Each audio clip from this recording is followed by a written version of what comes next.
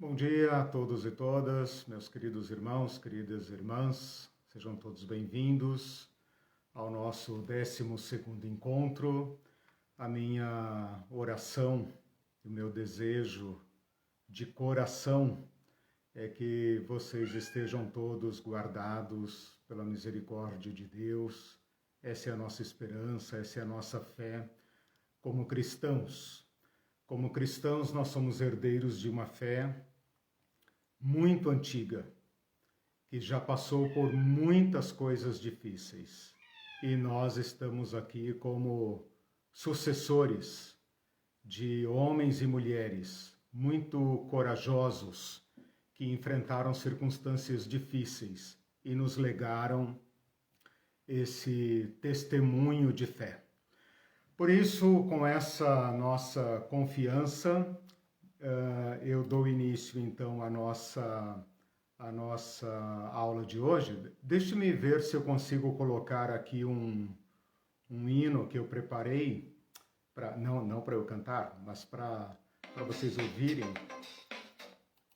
Mas deixa eu ver, problemas técnicos aqui.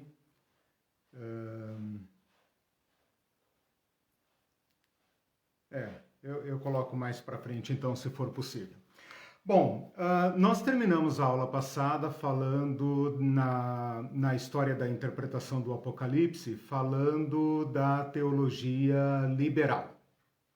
Um movimento dentro do iluminismo que impactou o estudo das Escrituras e também, certamente, a interpretação do Apocalipse. Hoje eu quero dar continuidade a análise desse 7º período. Nós já estudamos, eu dividi a história em 8 períodos, já estudamos 3 na primeira aula, 2 na segunda aula, mais 2 na terceira aula, que chegamos então ao 7º período, e agora então eu permaneço no 7º período para abordar, por isso que eu falei que é continuidade, né, mas continuidade do 7º período, para abordar outras variantes de interpretação do Apocalipse dentro desse mesmo período. A razão pela qual eu vou explorar mais detidamente o 7º período é porque ele está mais próximo de nós, de certa forma, né? É mais fácil falar de um período mais próximo, mas também, pela minha análise, pela minha opinião, é um período de produção de escatologia, de versões escatológicas mais rico, né?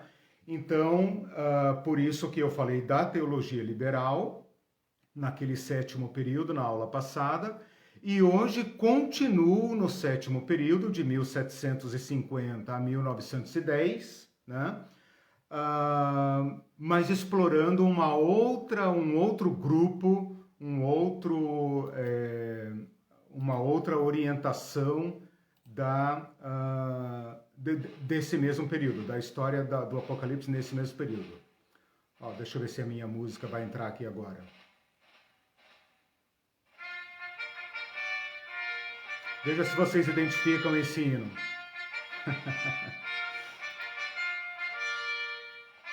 A Irene não está comigo aqui hoje, tá? Teve uma noite ruim, não é nada sério, é difícil falar isso num tempo tão complicado, né? Mas eu tô operando sozinho aqui, então não me estranhe se o chat hoje estiver mais silencioso. Veja se vocês identificam esse hino.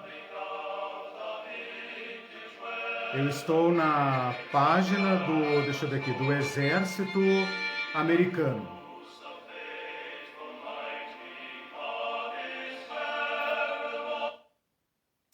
Ai, meu Deus, problemas técnicos aqui. Agora.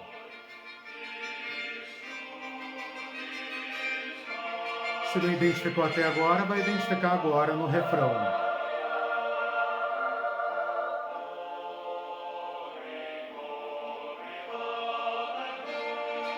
Todo mundo conhece, né? Todo mundo conhece.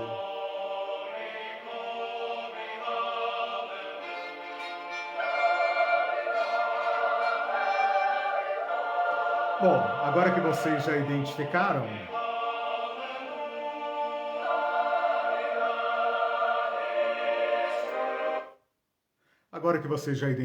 então, era isso que eu queria mostrar. Esse é um hino, Glória, Glória, Aleluia, Vencendo vem Jesus, um hino escatológico, né? O que me chamou a atenção na história dele é que ele nasce lá no século XVIII como um hino metodista, que não tem essa conotação, ele fala do Glória, Glória, Aleluia, mas ele é um hino comunitário, algo mais ou menos assim, irmãos, vamos nos reunir, vamos nos reunir. Essa música é tomada depois, a melodia, para uma outra letra para homenagear um abolicionista americano, John Brown. Então, se você procurar aí na internet John Brown Body, você vai ver que a música é exatamente como nós cantamos aqui, mas ela é feita em homenagem a um herói da abolição da escravatura nos Estados Unidos. E finalmente ela é tomada por uma cristã, por uma moça cristã, Julie Ward. E no contexto da guerra americana, no contexto da guerra de secessão, a guerra civil americana, e ela recebe uma conotação assim meio de guerra misturada com escatologia. Então isso serve bastante para o que nós queremos discutir hoje. E por último foi traduzida para o Brasil, para o português, por um pastor batista. E ele então adaptou a letra para algo escatológico, né? Vencendo vem Jesus, né? Já refúgio a glória eterna e tal, e falando dessa dimensão escatológica, né? Eu quis contar essa história apenas para mostrar como que esse hino tradicional passou pela história americana, pelos ideais americanos, pela cultura americana, foi batizado, digamos assim, entre aspas, no campo de batalha, até chegar para nós com essa tonalidade que parece assim um pouco uma marcha militar, né? Então, só para vocês verem como nesse período a cultura americana com a escatologia se misturam bastante.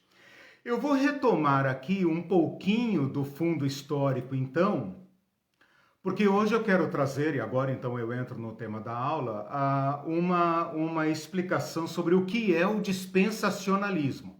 Então, deixa a teologia liberal de lado como se fosse uma corrente de interpretação mais europeia nesse momento do que americana, né? E agora vamos ver então o dispensacionalismo, que é uma chave de interpretação muito importante para a escatologia do século XIX e do século XX, no qual todos nós fomos formados e influenciados. Então, toda a escatologia que eu e você conhecemos, com certeza, é dispensacionalista. O nosso papel aqui vai ser analisar o dispensacionalismo. Bom, primeiro explicar o que é dispensacionalismo, né?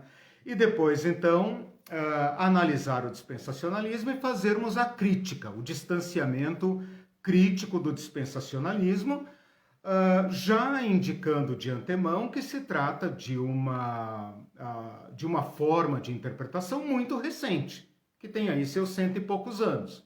Então, nós não precisamos ficar presos nessa escola de interpretação, se ela é apenas uma das escolas de interpretação e é extremamente recente, né? E ela faz alguns pressupostos que já podem ser, então, devidamente criticados, ou seja, ela já fracassou em alguns pontos, né? Mas antes de entrar, então, no dispensacionalismo, eu queria apenas pegar um pouco do que nós falamos na aula passada, do fundo histórico, e recordar aqui alguma coisa. Bom, esse período de 1750 a 1910, o 1750 é meio aleatório, é só para dividir a história, o 1910 é para abarcar, para incluir o pentecostalismo moderno, esse que criou a Assembleia de Deus no início do século XX. Então, apenas para recordar, o que nós temos de história nesse período que afeta a interpretação do livro? Nós temos a Revolução Americana, que é o modo como se chama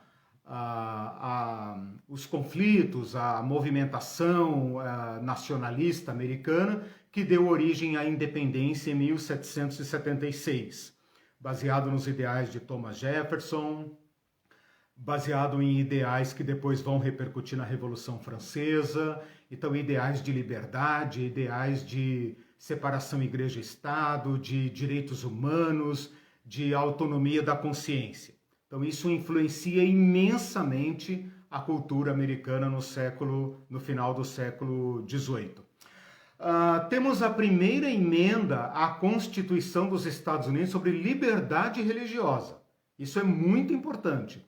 Então, 1776, 4 anos, mais 10, 15 anos depois, fiz a conta aqui rapidamente, 15 anos depois da independência americana, a Constituição americana, que tem pouquíssimas emendas, né, não é como a nossa, recebe uma emenda que inclui a liberdade religiosa. Então, pela primeira vez, nós temos formalmente uma nação que dá, pelo menos em tese, né, pelo menos formalmente, direito de culto a qualquer pessoa. Então, desvincula completamente a relação entre governo, política e igreja, religião. Então, pela primeira vez, você vai ter uma nação, um país, um estado, em que qualquer cidadão pode professar a religião que quiser, sem receber benefícios do Estado e sem receber nenhuma hostilidade da parte do Estado. Logo a seguir, menos de 100 anos depois da independência americana, ocorre a Guerra Civil. E a Guerra Civil expõe uma fratura das províncias, né? Das províncias americanas, né? Os Estados Unidos ainda é basicamente só a metade aqui do leste, né? Todo o oeste ainda é um imenso vazio, lembra aí dos filmes de faroeste. Uma parte do faroeste pertence ao México, outra parte pertence ao Canadá e o resto são terras vazias ou terras indígenas, né? De qualquer maneira, os Estados Unidos é basicamente a metade leste. E essa metade leste se divide entre norte e sul e eles travam uma guerra mortal que dura cerca de 4 a 5 anos, né, de 61 a 65, uma guerra mortal que praticamente extingue os Estados Unidos. A ideia era deixar as províncias do norte, os estados, né, do norte, numa união, era assim que eles chamavam, então assim, os Estados Unidos seriam apenas o norte e as províncias do sul, escravagistas, né, fundamentalistas, preservaria então uma confederação. Então se você procurar na internet confederados ou neoconfederados, você vai achar um pouco dessa história. Depois nós temos a violenta conquista do Oeste, né, a expansão dos Estados Unidos. Temos a conclusão desse processo, né, que gera nos Estados Unidos assim, um tipo de crise, né? E agora, o que nós somos, né? Então é um Estado que tem uma formação assim muito belicosa, né? E os Estados Unidos, então, encontram como saída dessa crise, essa crise de guerras internas e guerra contra inimigos, eles encontram saída afirmando-se como uma potência imperialista. A maneira como eles encarnam seu destino, sua identidade, é assumindo, então, como eles já estavam em guerra contra o Sul, né, contra o México e contra os povos indígenas, e essas guerras envolveram conflitos com a Espanha, eles se veem envolvidos em guerras coloniais e imperiais. E isso, então, molda o caráter da nação americana. Ora, essa nação que foi formada por fugitivos de guerras religiosas da Europa, só pode justificar a sua posição no mundo agora como uma nova potência imperialista e colonialista com embasamento bíblico. Então é essa conexão que eu quero que vocês façam. Como que eles vão usar as escrituras para justificar seu papel no mundo, seu papel de agora repetir os erros da Inglaterra, da França, da Espanha, contra os quais eles haviam lutado. Na Europa vai estar acontecendo as guerras de Napoleão. E as guerras de Napoleão ajudam a criar a Europa moderna. Então é por causa de Napoleão que a Igreja Católica é profundamente enfraquecida, é por causa de Napoleão que acaba o Sacro Império Romano Germânico, é basicamente por causa de Napoleão que os estados europeus se unem para se constituir, né? E esse Napoleão, olha que coisa incrível, esse Napoleão, montado no seu famoso cavalo branco, recebe diversas interpretações apocalípticas, né? O Apocalipse fala do cavaleiro montado num cavalo branco, que sai para vencer, né? Então, dependendo do lado em que você se encontra nos conflitos da Europa, esse Napoleão, que foi responsável por criar, entre aspas, a Europa moderna, vai receber também fortíssimas conotações apocalípticas. Esse é o ponto que eu quero destacar aqui. Um outro fenômeno que eu preciso destacar, e esse é o terceiro de 4 que eu quero colocar aqui, é o problema judeu. O problema judeu, que depois vai receber a solução final proposta por Hitler, aparece aqui agora com força. Porque na medida em que os estados europeus procuram reafirmar a sua nacionalidade, a sua identidade como Estado moderno, os europeus se tornam um problema, porque tem judeu na Europa inteira. E os estados nacionalistas começam a se incomodar com aquele povo que é transnacional. Então, os judeus começam a sofrer fortes hostilidades. Se você depois quiser assistir um filme lindo, um dos mais lindos que eu já vi, que é o filme Violinista no Telhado, ele mostra um pouco disso, né? Apesar de que eu acho que ele é um pouco mais tarde do que o período que eu estou colocando aqui, não me lembro bem, mas vocês podem procurar esse filme e vocês vão ver ali uma parte da perseguição aos judeus, do antissemitismo, muito anterior a Hitler, né? Se não me engano, é final do século XIX, início do século XX, ou por ali, não tenho muita certeza. Mas ele se passa lá na Rússia, em algumas províncias ali, Ucrânia e tal, por ali, é oriental, né? Mas mostra essa hostilidade que os judeus começam a sofrer. Por outro lado, os estudantes de escatologia começam a prestar atenção no povo judeu. E então o povo judeu começa a receber a atenção dos cristãos, de diversos cristãos. Recebem a hostilidade, por um lado, né, porque sempre serão considerados o povo que matou Jesus Cristo nessa época, né? Nessa época recebe essa hostilidade. E por outro lado, começa a surgir a interpretação de que o povo judeu é um tipo de relógio escatológico. Bom, aí você já entendeu aonde eu quero chegar, né?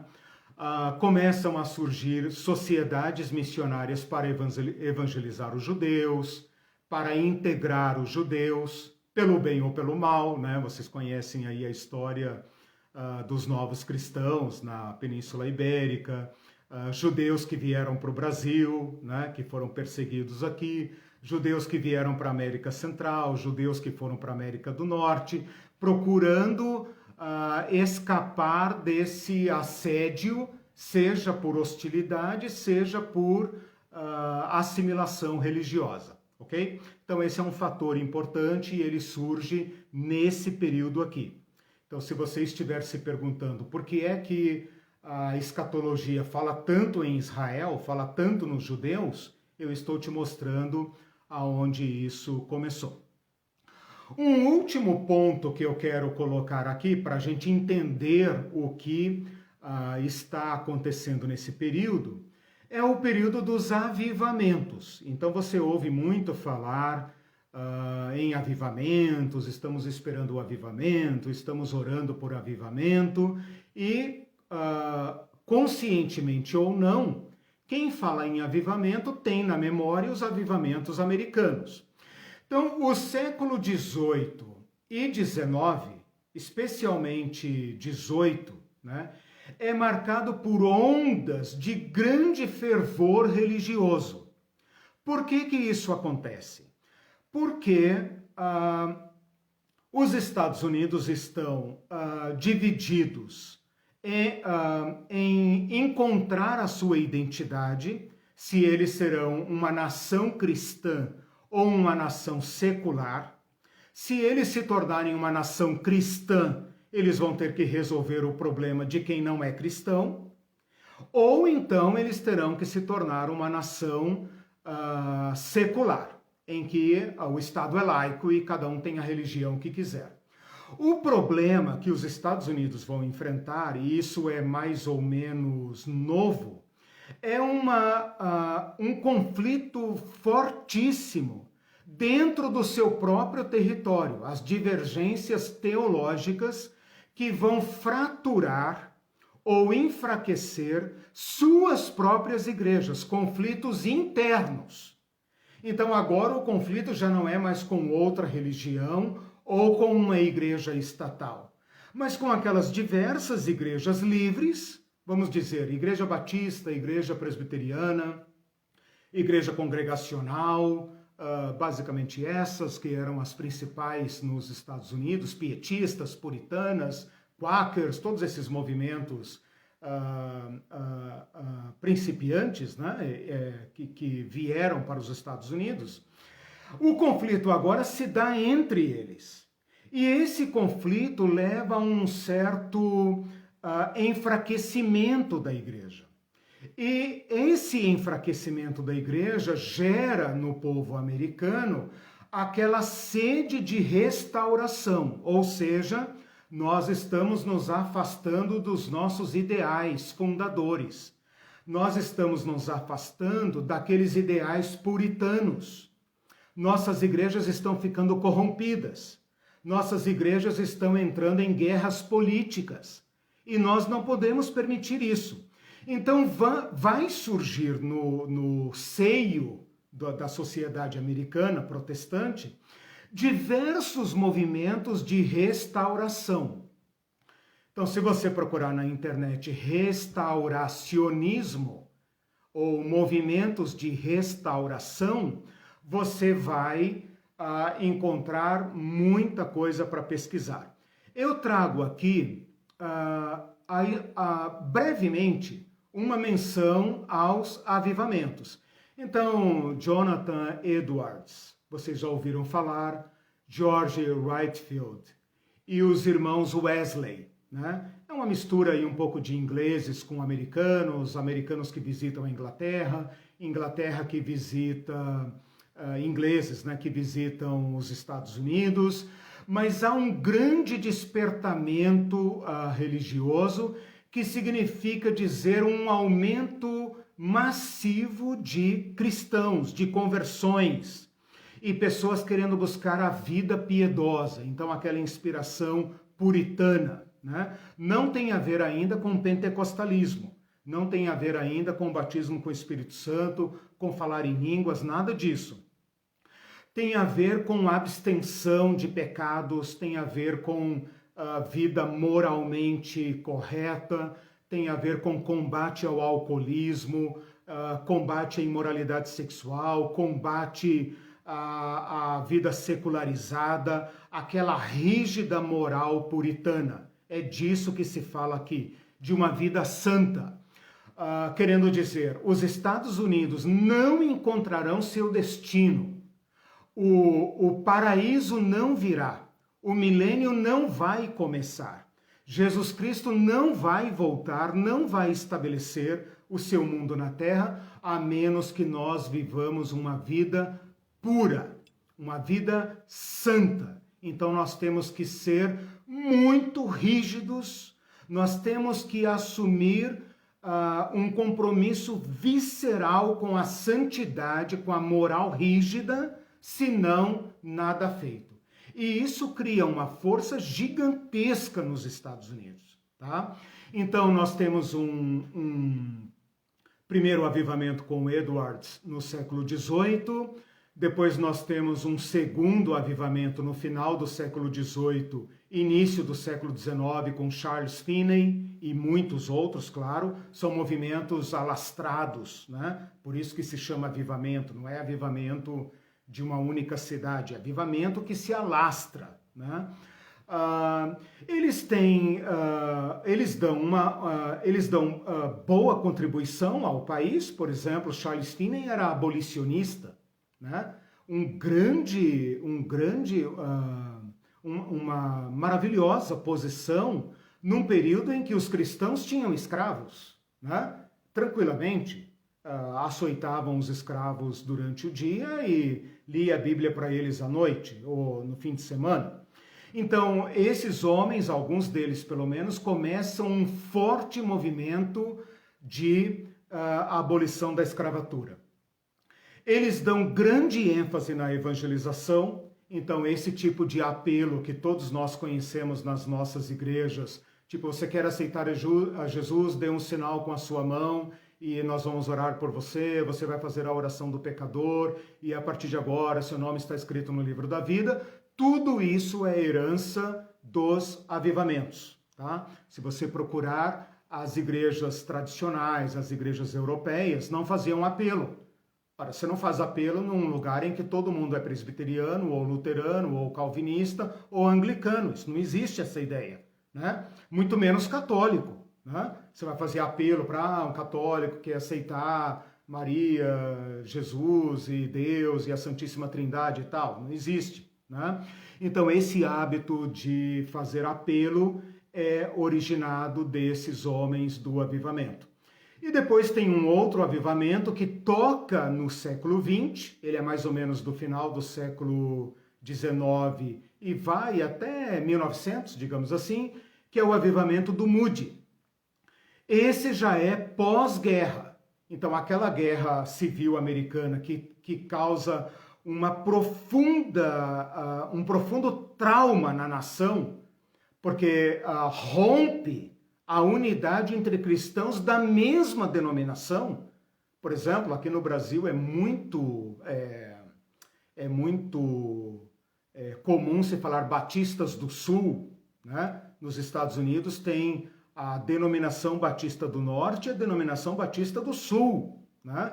Então, essas questões da guerra civil, que são principalmente relacionadas à manutenção da escravatura ou à abolição da escravatura, fratura denominações, né? E esse Moody, então, ele vai promover um grande avivamento pós-guerra, tentando restaurar os cristãos dos seus traumas, né? E o Moody, então, é aquele, digamos, que chega até a porta do pentecostalismo, porque o pentecostalismo já é um fenômeno do século XX e é por isso que eu cheguei até 1910, né? Não cheguei ainda, mas estou chegando lá, ok?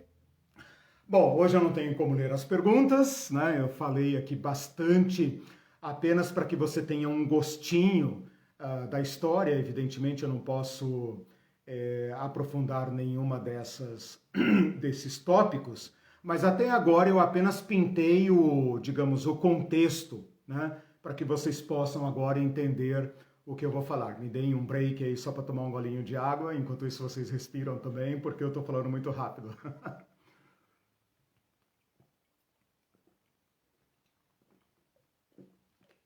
Bom, gente, o que eu fiz até agora? Apenas contei a história. Deixa eu ver aqui. Falei da cultura americana, falei do surgimento do problema judeu, Eu esqueci de falar o nome certo para isso, mas o nome é sionismo, de Sião, sionismo, né? Isso é um tema muito importante para as próximas aulas, tá? Vocês vão ver por que os cristãos têm essa obsessão com Israel, as coisas nascem aqui. Depois eu falei basicamente dos avivamentos. Então, resumindo em tópicos, o que eu falei é isso, tá? Eu quero agora, então, mostrar para vocês alguns exemplos de movimento restauracionista que envolve igrejas evangélicas, protestantes evangélicas, e movimentos que, a rigor, vão se afastando do movimento protestante evangélico, né? É claro que se você abordar sociologicamente, eles estão no mesmo balaio, digamos assim, né? Digamos, o censo, né? Se tiver censo esse ano, não sei se vai ter.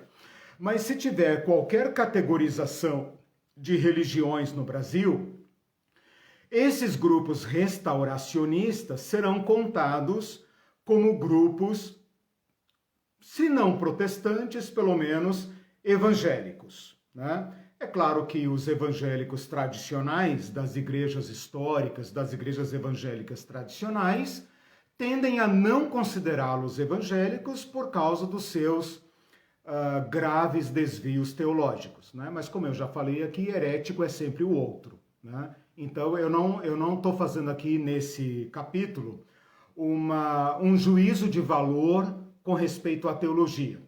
Meu objetivo é apenas situá-los dentro desse contexto de impulso restauracionista, tá? E todos eles tendo uma vertente escatológica, todos eles propondo uma interpretação do Apocalipse. Eu vou colocar então na ordem cronológica, coloquei na ordem cronológica, sem fazer juízo de valor, tá? Eu não estou aqui julgando a escatologia deles, estou apenas citando muito sucintamente, não vou abordar a escatologia deles, muito sucintamente, depois você pesquise ou me pergunte e tal, eu esclareço alguma coisa. O primeiro deles é a Igreja de Jesus Cristo dos Santos dos Últimos Dias, fundada em 1830 por Joseph Smith, que era um evangélico. Era um evangélico, não sei se presbiteriano, não anotei aqui no meu resuminho, mas era de alguma igreja americana, provavelmente presbiteriana, né? Que era uma igreja importante ali no meio. Ou então transitava entre essas principais igrejas nativas americanas, né? Que num dado momento se desencanta com a corrupção das igrejas ao seu redor e começa a fazer a busca da restauração. E então recebe uma revelação, vocês conhecem a história, e afirma ser o escolhido de Deus para reunir os santos, as pessoas que vão se santificar para esperar a volta de Jesus. Então percebam como o nome da igreja Mórmon é escatológico, né? Igreja de Jesus Cristo dos Santos dos Últimos Dias. Ou seja, Joseph Smith pensava que estava vivendo o tempo da preparação. O tempo da preparação. E que ele deveria, então, chamar os cristãos a um avivamento, chamar os cristãos a uma santificação, a uma preparação, e então Jesus Cristo viria na América iniciar o milênio, ou iniciar o paraíso, que seria americano, e etc, e etc. Então percebam como a igreja Mórmon, ela não começa do nada. Ela começa dentro deste contexto, esse contexto de forte ênfase escatológica, mas de uma visão do destino manifesto americano. Ou seja, nós temos que transformar os Estados Unidos numa nação cristã pura. Todos esses movimentos querem ter a igreja pura, a igreja certa, ok? Depois vai surgir na Inglaterra, aqui eu dei uma derrapada, fui para a Inglaterra, porque esse cara é muito importante e vai repercutir muito nos Estados Unidos. E vocês têm que lembrar que Estados Unidos e Inglaterra é uma coisa só, né? Claro que tem aí a independência no meio, mas as igrejas comunicam entre si. A igreja de Edward Irving, que em 1831 separou-se da igreja, não sei se presbiteriana ou congregacional, acho que congregacional. Ele foi expulso da igreja congregacional, da igreja na qual ele era um excelente pastor, um pastor famoso, um pastor que as pessoas marcavam hora para poder participar dos cultos dele, seus sermões imensos de 2 horas, e era altamente concorrido. Então ele era um grande pregador inglês. Esse homem começou a aprofundar o estudo do Apocalipse, né? A aprofundar essa visão da renovação espiritual, da chamada da igreja ao arrependimento, a um ponto de ser expulso da sua própria igreja. Ele começou a pregar um avivamento nos últimos dias. Então, se você ouve falar por aí que nós estamos esperando um grande avivamento, você deve isso a homens como Edward Irving. Se você procurar movimento irvinista, você vai encontrar, né? Existem ainda hoje igrejas de inspiração irvinista. Os discípulos dele criaram uma igreja chamada Igreja Católica Apostólica, com 12 apóstolos. E ela acabou, vocês não vão acreditar por quê. Ela acabou porque não houve sucessão apostólica. Depois que os 12 apóstolos originais morreram, a igreja acabou, porque ela foi fundada nos 12 apóstolos, né? E como Jesus não veio, o avivamento não veio, e Jesus não veio, a igreja morreu por falta de crescimento natural, né? É claro que ela continua por aí com seus desdobramentos, né? Algumas denominações, alguns pequenos grupos e tal, que são chamado irvinista. Depois tem o millerismo, William Miller, que em 1831 também, veja que eu estou nos anos 30, 31, olha só, né? Um batista, Guilherme Miller, ou William Miller, né? Que começou a estudar as escrituras por conta própria e ficou impressionado com o desvio da igreja, com o despreparo da igreja em relação à vinda de Jesus. A igreja estava muito ocupada com as suas questões internas, com questões políticas, com questões seculares, e então ele iniciou esse movimento e chegou à conclusão que Jesus Cristo viria em 1841, ou seja, em 1831 ele previu a vinda de Jesus para 1841. E como muitas das suas predições preliminares se cumpriram, né, ele então criou grande credibilidade. E como a sua profecia tinha 10 anos de prazo de validade, e durante 10 anos ele fez um grande movimento, né? Quando Jesus não veio em 1841, ele remarcou para 43, depois marcou para 44, e 44 é chamado então o grande desapontamento. William Miller passou por um sufoco muito grande, arrependeu-se dos seus estudos, confessou ter errado e voltou para a sua igreja de origem e morreu em 1849, batista. Porém, uma das suas discípulas, chamada Ellen Golden White, uma mulher genial, né, discípula de Miller, reinterpreta as previsões e os estudos de William Miller e a partir disto refunda o movimento. E aí então vem o movimento adventista. Você vê pelo próprio nome, advento, adventista, que é uma igreja de forte conotação escatológica, né? Ela surge de um movimento escatológico, de uma leitura do Apocalipse e de Daniel, ok?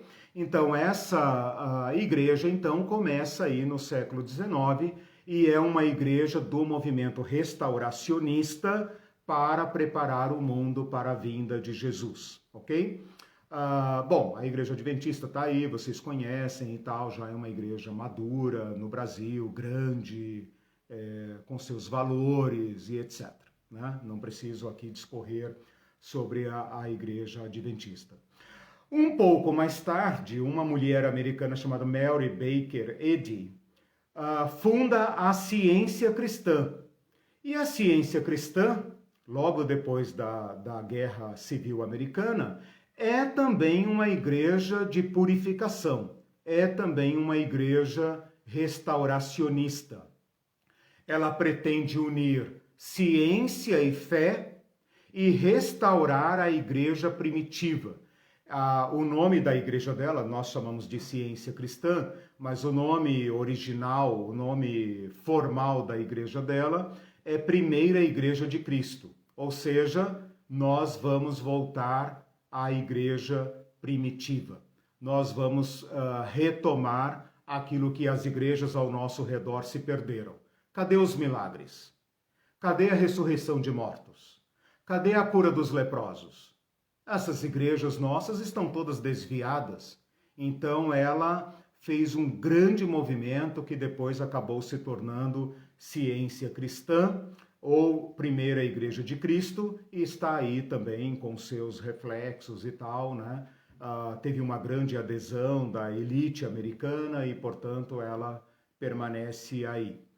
E por último, falar das Testemunhas de Jeová, ou Russelitas, por causa de Charles Russell, que é também um evangélico americano que inicia sua passagem, sua curiosidade no meio milerista adventista, até então divergir tanto das igrejas seculares não, as igrejas ao redor, né, as igrejas americanas, quanto da igreja adventista e iniciar grupos de estudo bíblico que futuramente vão dar origem às Testemunhas de Jeová, que também enfoca, né, na vinda de Jesus. No final do mundo, no milênio, né? Todo mundo que já pegou uma revistinha de Testemunha de Jeová na mão sabe que eles vão falar do milênio, dos 144 mil, da nova terra, etc, etc. Então você percebe claramente que são movimentos religiosos restauracionistas. Bom, com isso, eu dei para vocês um panorama histórico importante para a gente entender em que berço nasce o dispensacionalismo, em que berço vai nascer o fundamentalismo e em que berço, que contexto vai nascer o pentecostalismo, tá? Então agora eu já estou no século XIX, né? Fechando aqui o período final do século XIX, pós-Guerra Civil Americana. Quase tudo que eu falei aqui tem a ver com os Estados Unidos, né? Porque é aqui que vão surgir as interpretações do Apocalipse que mais nos afetam. Parada para a água. Se tiver alguma pergunta, faça lá e tal. Eu não estou aqui conseguindo ver, desculpem a minha limitação, eu não consigo lidar com o chat e com a aula ao mesmo tempo, mas assim que eu terminar eu vou atender o chat.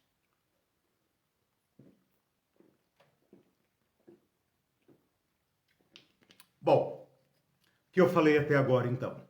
Fiz um pano de fundo histórico, tá? E dei alguns exemplos de movimento restauracionista. É claro que eu poderia mostrar como eles inovam a interpretação do Apocalipse. Mas para os meus objetivos aqui, basta dizer que são movimentos restauracionistas escatológicos. A escatologia deles não vou entrar no mérito porque não é a nossa principal influência. Nós, inclusive, somos somos anti-adventistas. Desculpa, deixa eu explicar essa coisa, né? Não temos nada contra adventista, mas assim, a nossa escatologia, a nossa, digamos, a evangélica predominante, a do grande tronco evangélico e protestante tradicional, né? Exceto aí alguma peculiaridade milenista, pré-milenista, etc. Nós, evangélicos brasileiros, de certa forma, rejeitamos qualquer contribuição mormon, qualquer contribuição adventista, qualquer contribuição dos testemunhas de Jeová. Né? Aqui mesmo, nesse curso, já teve pessoas que entraram no chat e disseram assim, não, mas aí você está sendo muito parecido com o testemunho de Jeová. Ora, eu não tenho obrigação de ser contra o testemunho de Jeová, né? Se eles acertam em um ponto ou outro, parabéns para eles, né? Nós não queremos romper diálogo com ninguém, né? É claro que muitos desses grupos nasceram por ruptura do diálogo e se mantêm rompidos até hoje, né? As igrejas separatistas, as igrejas puras, as igrejas que não dialogam com ninguém, né? Isso é um ranço diabólico, né? Tudo que causa separação entre os irmãos é diabólico, né? Aquilo que se opõe, que fratura, que quebra. Nós queremos a unidade. Claro que a unidade é em Cristo, né? Jesus mesmo falou, quem comigo não ajunta, espalhe. Então a nossa junção, a nossa união é em Cristo. Em Cristo nós acolhemos, né? Bom, tudo isso então para montar o escopo histórico, né? O contexto no qual surge o dispensacionalismo, né? Como vocês não podem me interromper agora, então eu vou continuar, ok? O que eu vou fazer agora? Eu vou apresentar para vocês o dispensacionalismo e vou continuar nele na próxima aula. Então, a próxima aula eu ainda vou pegar uma parte do dispensacionalismo. Por que eu vou dar essa importância ao dispensacionalismo? Porque ela é uma fortíssima contribuição e é, digamos, a grande última inovação, não é a última inovação, mas é a última grande inovação, grande no sentido popular, né? Na leitura do Apocalipse, aquela que ainda nos influencia, né? Qualquer aula sobre Apocalipse, sobre escatologia, tem que falar de dispensacionalismo. Então vamos lá, vamos começar pelo começo, que é o melhor lugar para começar.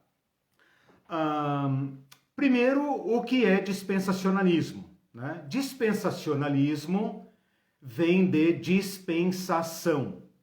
Dispensação é o nome que se dá, é tirado da Bíblia, claro, é o nome que se dá às eras da história. Então você pode colocar assim, dispensação é o nome que essa doutrina dá para eras históricas, períodos históricos, tá? Essa palavra dispensação é baseada numa palavra da Bíblia. Você deve lembrar que a Bíblia, uma vez ou outra, acho que em Efésios, ela usa a palavra, não vou procurar agora, mas se não me engano em Efésios, naquele primeiro capítulo ali, ele fala de dispensação, uma vez ou outra, uma ou duas, três vezes, não me lembro. Posso colocar isso lá depois? Minha memória falhou agora, né? Posso colocar isso lá depois? Paulo usa essa palavra dispensação. Esses homens aqui que eu vou citar pegam essa palavra e a aplicam à história toda, à história da Bíblia toda, à história da salvação. E a palavra do original, a palavra que Paulo usa lá em Efésios, é oikonomia, oikos nomos. Essa é a palavra que dá origem à nossa palavra em português, economia. Mas é claro que se eu falar em economia, você vai lembrar de dinheiro. Mas você tem que lembrar que a palavra economia, no seu sentido original, é oikos, nomos, é lei da casa. E depois essa casa se torna não a casa residência, mas a casa no seu sentido amplo.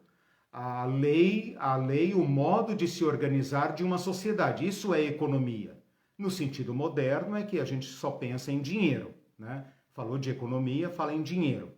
Mas às vezes a palavra economia é usada tecnicamente como se fosse um modo de ser. Assim como a gente fala Idade Média, o que a gente quer dizer com Idade Antiga, Idade Média, Idade Moderna e Idade Contemporânea? São formas de organização política, social, cultural, econômica, religiosa e tudo mais, que compõem uma certa era, né? O dispensacionalismo está fazendo mais ou menos a mesma coisa. Ele divide a história em economias, em idades, em eras, em períodos, ou, na linguagem dele, em dispensações. Então, você já aprendeu uma coisa. O que é o dispensacionalismo?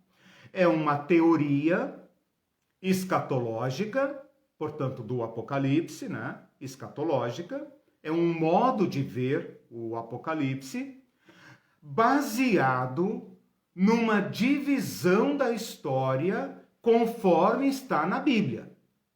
Não me venha com história universal, com pesquisa histórica, não. É a Bíblia, a história sagrada, como está na Bíblia, de Gênesis a Apocalipse, tá?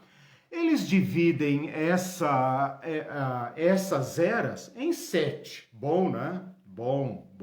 Número 7 é um número que não dá para divergir. É claro que depois, como tudo nessa vida tem divergência, alguns dispensacionalistas ou aumentam esse número de eras ou diminuem, juntam uma com a outra e tal. Mas o número 7, né, irmãos? O número 7 é cabalístico, o número 7 é místico, o número 7 é imponente, né? Então fiquemos com o número 7. Vou apresentar para vocês agora quais são. Não se preocupem com isso, você acha isso facilmente aí na internet, se colocar lá, até no Wikipédia, dispensacionalismo, eles vão te dar essas referências, depois você pega aqui as anotações ou eu colo lá no chat. Então não se preocupe com isso. Só para você saber como eles dividiram a história. Então vamos lá. A primeira era é a era lá do Gênesis 1, a criação, que vai até o pecado. Então Gênesis 1, 2 e uma parte do Gênesis 3. Essa é a era da inocência. A segunda era, a segunda dispensação, vai do pecado do homem e da mulher, em Gênesis 3:8, até o dilúvio. Então eles chamam essa era de era da consciência. Então o ser humano é expulso do Éden, e aí é aquela desgraceira só, né, de Gênesis 4, com o assassinato de Abel, Gênesis 5, 6, 7, 8, o dilúvio. O dilúvio é capítulo 6, 7 e 8, né? O dilúvio. O mundo está totalmente corrompido, Deus se arrepende de ter feito o homem, etc, etc, e passa a régua em tudo e acaba com tudo, ok? Então essa é a era da consciência. Depois vem a era do governo humano, que é a era dos patriarcas. Então essa dispensação vai de Gênesis 9 até a Torre de Babel. Então percebam que 3 dispensações só estão ali no comecinho do Gênesis, né? Então o governo humano vai desde Noé até a Torre de Babel, que na prática é Gênesis 9, 10 e 11, tá? Chamado governo humano. Os patriarcas, né? E aqueles homens ímpios que querem construir o império e governam e etc, e dividem as nações, e as nações se formam, etc, etc, até a Torre de Babel. Depois vem a quarta dispensação, que é a dispensação da promessa, que vai de Abraão até o Sinai. De Abraão até o Sinai, ou seja, de Gênesis 12 até Êxodo 19, tá? Essa é chamada dispensação da promessa. Depois vem a dispensação da lei. E a dispensação da lei começa em Gênesis 20, claro, é lá que está a primeira versão dos 10 mandamentos, né? Gênesis 20, até Atos capítulo 2. Então vai do Sinai até o Pentecostes. Então toda a história do Antigo Testamento, toda, desde o Sinai, toda a história do Antigo Testamento, profetas, etc, etc, Jesus Cristo, né, que vive na dispensação da promessa até cumprir a promessa, e a promessa é a descida do Espírito Santo. Então, até a descida do Espírito Santo é o regime da lei, é a economia da lei, é a era da lei. Deus lida com o ser humano segundo a era da lei. A partir do Pentecostes de Atos, né? Não do Pentecostes da Assembleia de Deus e dos pentecostais modernos. A partir de Atos 2 até Apocalipse 20, portanto, onde nós estamos, você tem a era da graça, ou era da igreja. Então, nós todos estamos na dispensação da igreja, a era da graça. Esta era vai terminar com a grande tribulação. A grande tribulação, né? Então, assim, nós estamos vivendo aqui esse período da graça. Essa é uma nova economia no sentido oikonomos, né? Um novo modo de Deus lidar com o ser humano, diferente do passado e diferente do futuro, que é a era da igreja.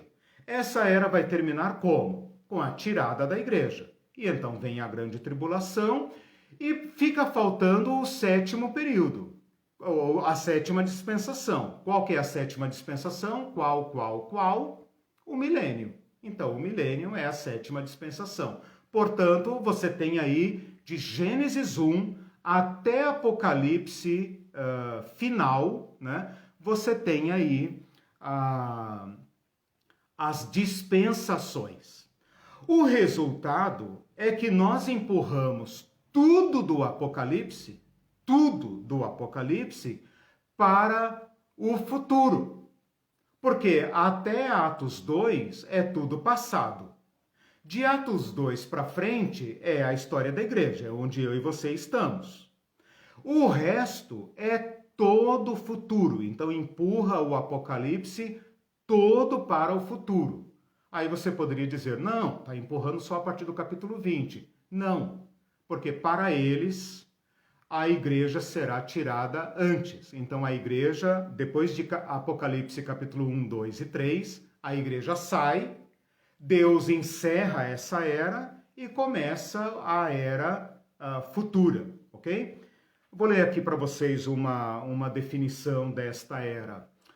De um grande nome, Scofield, já vou falar dele daqui a pouco, Cyrus Scofield, como ele define, e aqui você vai entender perfeitamente o que é o dispensacionalismo. Essas dispensações são separadas na Bíblia por alguma mudança no método de Deus lidar com o gênero humano ou uma parte dele. Então, economias diferentes.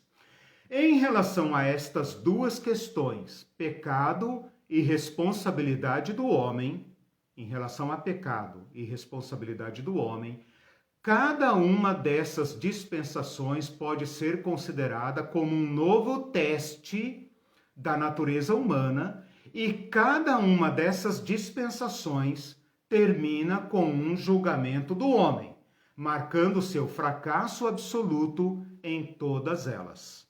5 dessas dispensações já foram cumpridas, já se passaram. Estamos vivendo a 6ª, provavelmente próximos do seu final. Ele viveu no final do século XIX, portanto há 100 e tantos anos, né? Ou início do século XX, então vamos dizer 100 anos, né? Próximos do seu final, e temos à nossa frente qual? a sétima e última dispensação, o milênio. Então, temos à nossa frente o milênio. Eles são, portanto, pré-milenistas, ou seja, nós vivemos antes do milênio, pré-milênio. O milênio é um período lançado para frente, né? Algumas correntes que nós já estudamos aqui falaram que eles estavam vivendo o milênio, eles estavam preparando o mundo bom para entregá-lo a Jesus Cristo e tal. Isso é pós-milênio. Jesus vem após o milênio. Esse povo aqui acredita que não. Jesus Cristo vem para instaurar o milênio, né? Então eles são pré-milenistas. Bom, com isso eu defini o que é dispensacionalismo. Se alguém tiver alguma pergunta, coloque lá. Né, eu vou ver depois, mas eu fiz uma definição bem preliminar, bem básica do que é dispensacionalismo. Dispensacionalismo é uma doutrina ou um método, se quiser, de ler a história da Bíblia como dividido em eras, em dispensações. Essas dispensações são marcadas pelo modo como Deus trata com a humanidade, tá? Então eles fizeram lá aquela divisão, né? Não vou repetir aqui para a gente ganhar tempo. E são 7. E eu e você, para ter o governo, né? Estamos na 6ª. E, de acordo com ele, no finalzinho dela. Então se segura aí, que nós estamos na 6ª era, né? E falta apenas a 7ª, que Cristo trará, nós não, né? Quando se fala que o milênio está para a frente, a escatologia tende a ser pessimista. Quando se fala que nós já estamos no milênio ou o milênio está para trás de nós, a escatologia tende a ser otimista. Ou seja, nós estamos vivendo um mundo de paz, um mundo justo, né? Nós estamos progredindo, né? Não fosse aí aquele ou aquele outro inimigo ali que a gente tem que derrotar, né? Comunismo, etc. Um ou outro aí que a gente ainda vai ter que eliminar, mas nós estamos produzindo um mundo maravilhoso, né? Então, o pós-milenista tende a ser otimista. Não é o caso do dispensacionalismo. Quando o dispensacionalismo fala que essa 6ª era vai terminar numa grande tragédia, ele tende a ser pessimista. Ele não se envolve com nada, porque ele pensa, esse mundo vai de mal a pior, esse mundo está apodrecendo, esse mundo está acabando, ai meu Deus, é o fim do mundo, vamos orar, vamos jejuar, porque esse mundo, etc. Vamos nos preparar, vamos nos santificar, etc. Deixa o mundo para lá, quanto pior, melhor. Né? Quanto pior, melhor. Se você tentar melhorar o mundo, você está dando um tiro no pé, porque você está retardando a vinda de Jesus, né? Então deixa o mundo se acabar, deixa a Amazônia pegar fogo, deixa o petróleo vir na praia, etc. Que se dane o mundo, né? Quanto pior, melhor. Isso é claro que eles não dizem assim, né? Mas historicamente o dispensacionalismo se tornou pessimista. Vou citar aqui 2 grandes nomes para vocês investigarem, que é Darby, John Nelson Darby, com Y no final, John Nelson Darby. Ele era de uma igreja informal chamada Irmãos de Plymouth, que fica na Inglaterra ou Irlanda, mas acho que é Inglaterra. Sul, extremo sul da Inglaterra, ele é irlandês, acho que por isso que o movimento depois tem grande influência na Irlanda, mas isso é uma notícia, uma informação fácil aí de pesquisar. Esses grupos de irmãos são igrejas informais que existem até hoje. Igrejas não denominacionais, igrejas que não se ligam a nenhuma denominação, são irmãos que recusam qualquer forma de institucionalização, né, para evitar erros, e formam apenas comunidades de irmãos. Tem diversas delas por aí, elas não são interligadas entre si, elas são cooperativas, elas são fraternais, né? Mas vocês podem pesquisar isso também, Irmãos de Plymouth.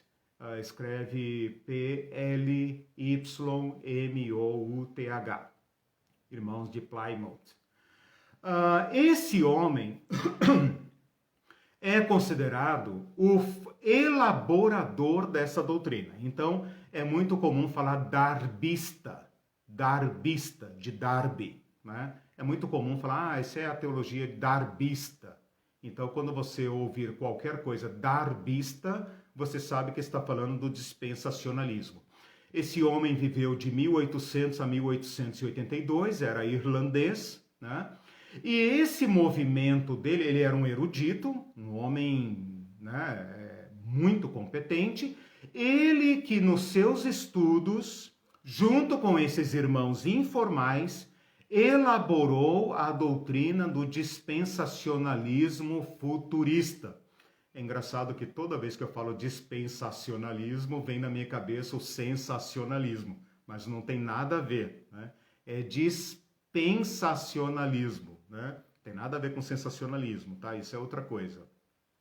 Dispensacionalismo futurista, porque o dispensacionalismo joga o Apocalipse para o futuro.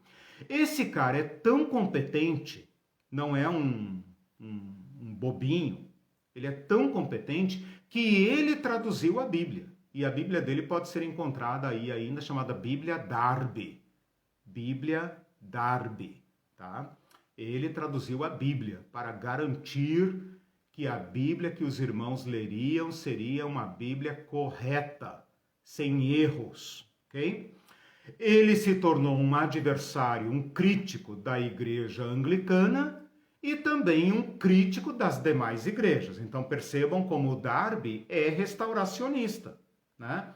Todo esse impulso que rompe com as igrejas formais para compor a igreja pura, né, vai cair num tipo de solidão teológica, solidão escatológica. Por quê? Porque ele é a igreja pura, né? Então essa é a definição formal de seita, né? Secção, separa, né? Separa porque nós aqui queremos ser puros. Isso é um grande perigo para todo cristão, né? Especialmente nós que vemos as igrejas formais se derretendo, se comprometendo, se desviando, apostatando. É uma grande sedução para nós falar, não, eu vou formar a igreja pura, né? Eu vou formar a igreja pura e eu não converso com os impuros, né? Isso é uma grande tentação, tá? Eu não estou criticando esses homens, porque eles deveriam ser criticados no seu devido tempo, né? Mas fazer oposição, eu sempre digo isso, porque eu sou um oposicionista feroz, né? Não, feroz não. Sou um oposicionista brando, né? Eu sempre digo isso, fazer oposição a qualquer consenso é muito difícil. Fazer oposição a qualquer postura consensual, seja política, seja eleitoral, seja eclesial, seja teológica, é sempre muito difícil. Por quê? Porque a oposição, a força que você faz para enfrentar o consenso, também te afeta, né? Ação-reação. Então, a força que você faz para enfrentar uma posição majoritária se volta contra você e desloca você também. Então, é muito perigosa a posição da oposição, tá? Eu digo isso não para que a gente se renda à maioria, ao consenso, muito pelo contrário, para disciplinar, para sanear a posição daquele que faz a necessária oposição. Necessária quando ela é necessária, obviamente, né? Isso é um pequeno comentário. Então eu falei aqui do Darby, tá? E vou falar agora também de um outro nome que eu até já citei aqui, mas que é obrigatório mencionar, que é o Cyrus Scofield. Esse é americano. Cyrus Scofield É um homem que viveu a guerra civil americana, lutou nela. Depois ele caiu na bebedeira, ele se divorciou, ele teve uma vida, é aquela vida do cara que veio da guerra, né? Como a gente vê aí os ex-combatentes do Iraque, ex-combatentes do Afeganistão, essa desgraceira toda, né? E que teve, veja, ele nasceu em 1843.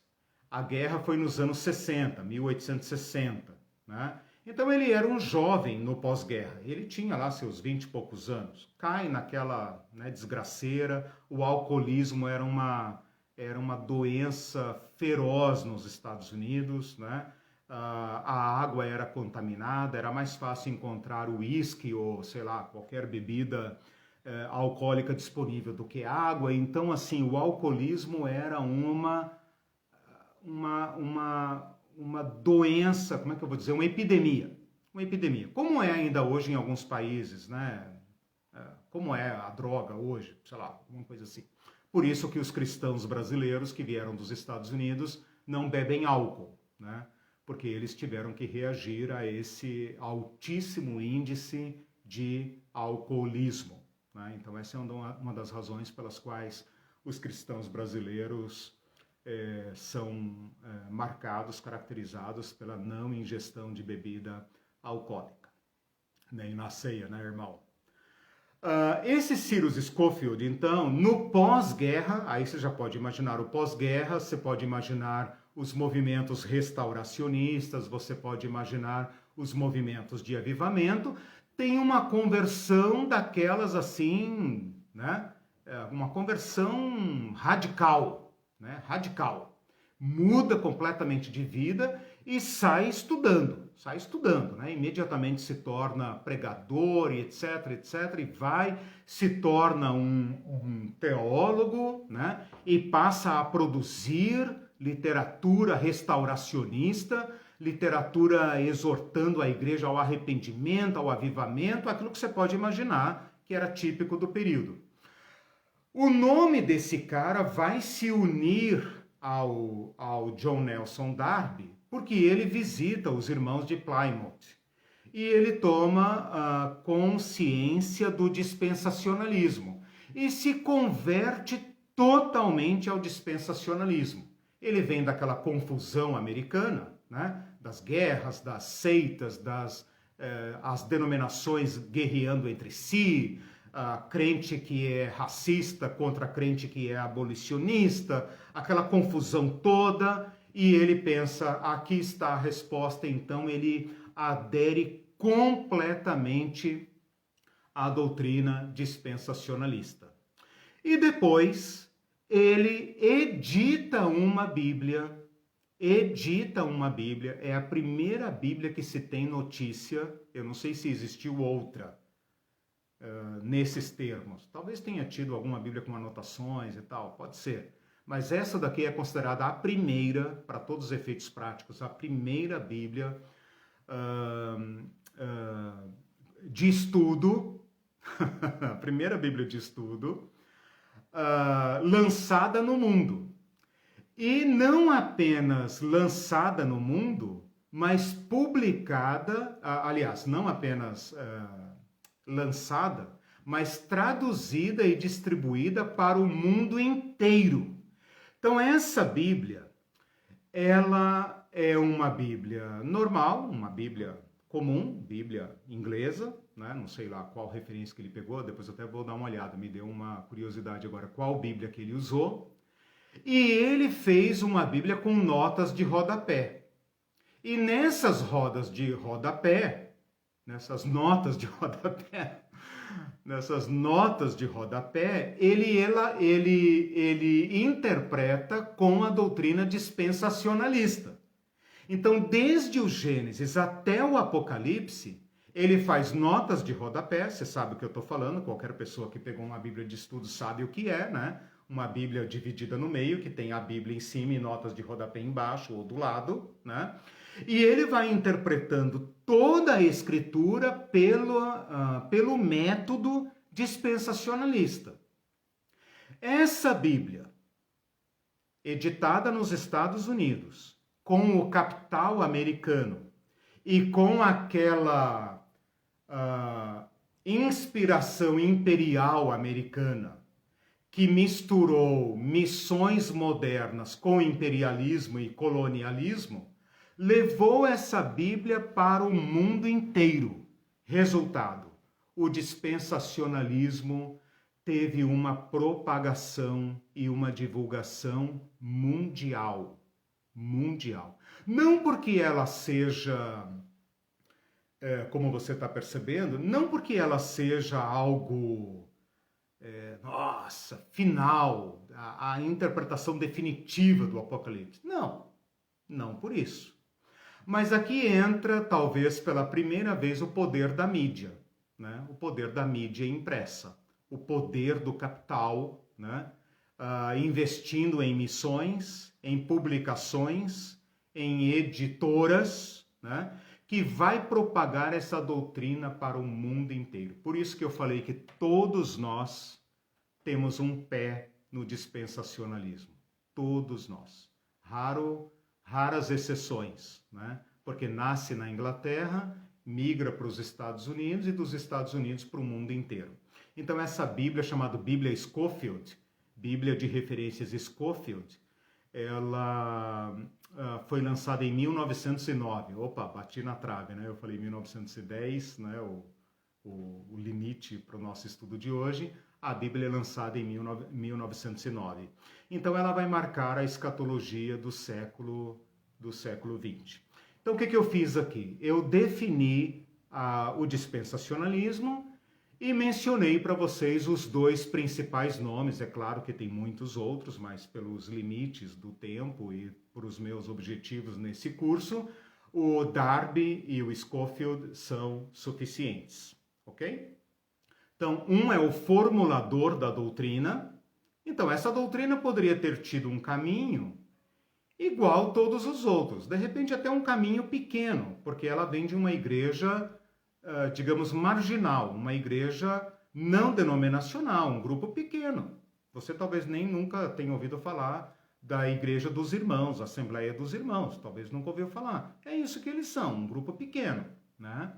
Mas como ele conecta com o poderio eclesial e econômico americano, num momento em que os Estados Unidos estão se formando como base missionária para o mundo e como império colonialista do século XX, né? Essas coisas se encontram e a Bíblia então vai para o mundo inteiro e essa doutrina então é colocada na mão do mundo inteiro. Vai ser muito comum que esses escatólogos americanos, esses missionários americanos, patrocinem a distribuição do material deles para o mundo inteiro. Eu andei olhando aí, não vou citar nomes agora para não me confundir, depois eu acho, de autores americanos de certas doutrinas que eles falam: vamos criar uma fundação e colocar uma cópia desse livro na mão de cada pastor do mundo. E aí chegam aqui esses livros de graça, distribuição gratuita e etc., propaganda americana, né? Propaganda Coca-Cola, né? Uma Coca-Cola na mão de cada cidadão do mundo, né? É o marketing Coca-Cola. Então o dispensacionalismo tem a força que tem, não pelos seus próprios méritos. Não é porque ele tem uma lógica interna imbatível, ninguém consegue contestar o dispensacionalismo, não é isso. É que ele contou com o aporte publicitário americano e por isso então foi para o mundo inteiro. Deixe-me apenas citar aqui algumas características que você vai perceber o seu grau de adesão ao dispensacionalismo. Eles são... o modo de interpretação deles é literal, então eles reagem àquelas interpretações elaboradas, tanto dos antigos intérpretes do Apocalipse, alegóricos e etc., como também a teologia liberal. Eles falam, cara, sem confusão, quer saber? Leia o que está escrito. Leia o que está escrito. Essa é a melhor leitura da Bíblia. Leia o que está escrito. Então aqui é tomada a interpretação literal das profecias. E aí não preciso dizer mais nada, né? Você sabe o que é uma interpretação literal das Escrituras e o perigo que ela traz, né? Eu vou mostrar nas próximas aulas aonde leva a interpretação literal das Escrituras, né? Então, o literalismo se torna a base para o dispensacionalismo. Então, é o que está escrito. Está escrito 1000 anos? É 1000 anos. Ponto. Acabou. Começa no ano 1 e vai até o ano 1000. Ponto. Acabou. É o que está escrito lá, cara. Né? Então, assim, não me venha com métodos de interpretação, não me venha com hermenêutica, não importa. É o que está escrito lá e acabou. Então, esse é uma característica do dispensacionalismo. O futurismo, então o Apocalipse foi fechado e mandado para o futuro, ele está lá no futuro. Um dia as comportas do futuro vão se abrir e os bichos do Apocalipse, né, todos os cenários do Apocalipse, vão ser montados nesse mundo como se fosse um grande teatro. Por enquanto nós estamos fora do Apocalipse. O Apocalipse é para o futuro, né? O que cabe a você agora é fazer missões, evangelismo, participar dos trabalhos da igreja e tudo mais. É isso que conta, enquanto nós esperamos o arrebatamento. É isso, esse é o ponto, ok? Faz uma separação, aqui tem uma nota muito importante, que é exclusiva do dispensacionalismo. Faz uma separação entre o povo de Israel e a igreja. Essa é chamada a teoria da separação. Então, lembra das economias, né? As economias. Deus tem um modo de tratar com Israel e Deus tem um modo de tratar com a igreja. O Apocalipse fala principalmente do modo como Deus vai tratar o povo de Israel e não a igreja. Então, relaxa, bicho. Tá com medo do Apocalipse? Relaxa, o Apocalipse não é para você. O Apocalipse é para o povo judeu e para a besta, né? Não tem nada a ver com você. Essa separação entre Israel, de um lado, o Israel étnico, não o Israel religioso, o Israel étnico, a semente de Abraão, o povo de Abraão, interpretação literal, lembra? Então, não tem simbolismo aqui. E a igreja são grupos completamente diferentes, que Deus trata completamente diferente. Por isso nós estamos vivendo a era da igreja. E essa é a era do endurecimento do povo de Israel. Quando o povo de Israel, quando a igreja sair do mundo, então Deus chama Israel para uma conversa particular, e então os judeus vão se converter, e etc, e etc. E então segue o baile, né? Segue o Apocalipse, né? Israel correndo a sua própria linha e a igreja correndo a sua própria linha. Isso tem implicações profundas, porque esse é o tempo do sionismo. Não existe o Estado de Israel, não existe Hitler aqui. O que existe é o problema judeu que eu falei no início da aula. Na Europa, o aumento da hostilidade aos judeus, e na parte da igreja, quer na Europa, quer nos Estados Unidos, mas principalmente nos Estados Unidos, na Inglaterra, Estados Unidos, no mundo anglo-saxão, um olhar diferenciado para o povo judeu como tendo um propósito a cumprir. Por que você acha que foi a Inglaterra que patrocinou, e os Estados Unidos na ONU, né, que patrocinaram a fundação do Estado de Israel? Interpretação dispensacionalista. Interpretação dispensacionalista. Lembra que não havia ainda Estado de Israel. Não havia Segunda Guerra Mundial, não havia Hitler. Havia hostilidade aos judeus e, por outro lado, a entrada dos judeus no cenário da igreja. A igreja sempre tinha odiado os judeus, na maior parte do tempo. Agora a igreja evangélica muda sua postura e começa a pregar uma atenção especial aos judeus, para que eles se convertam, né? Então, eles vão influenciar diretamente o governo da Inglaterra e o governo dos Estados Unidos para favorecer o cumprimento das profecias. E aí vai nascer o problema do Estado de Israel, do Oriente Médio, dos palestinos e essa encrenca que está aí até hoje, fruto do dispensacionalismo.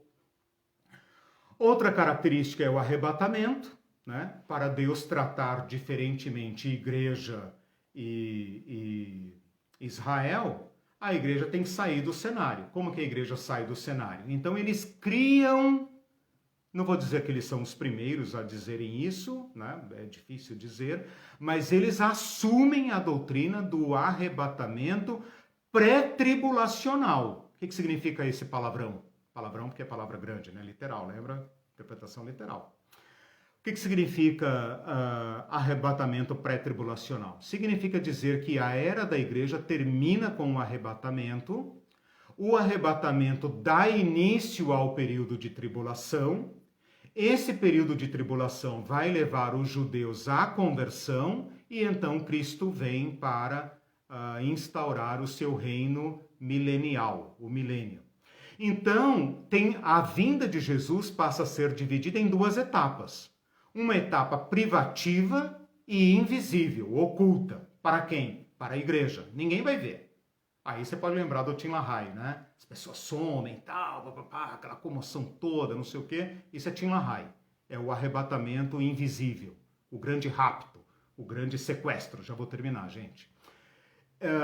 Vem a tribulação, em que Deus trata com os judeus, e depois, então, o milênio, né? Então, isso é o dispensacionalismo, tá? E pré-milenismo e tal, eu já falei. Então, termino aqui uma exposição sucinta do dispensacionalismo. Na próxima aula, eu vou entrar no 8º período, tá? Vou entrar no 8º período, que é o século XX, né? Então, hoje eu estou encerrando o 7º período que eu comecei na aula passada.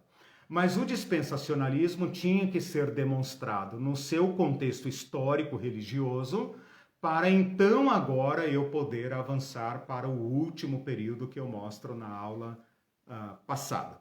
Por quê? Porque o dispensacionalismo vai produzir seu maior impacto, vai produzir seu maior efeito no século XX, né? Porque ele surge no final do século XIX. A Bíblia do Scofield vai ser lançada em 1909, né? Então o dispensacionalismo ele nasce naquele contexto, por isso eu comecei a falar dele no 7º período, né? E vou desenvolvê-lo, vou mostrar as implicações dele na próxima aula para a gente poder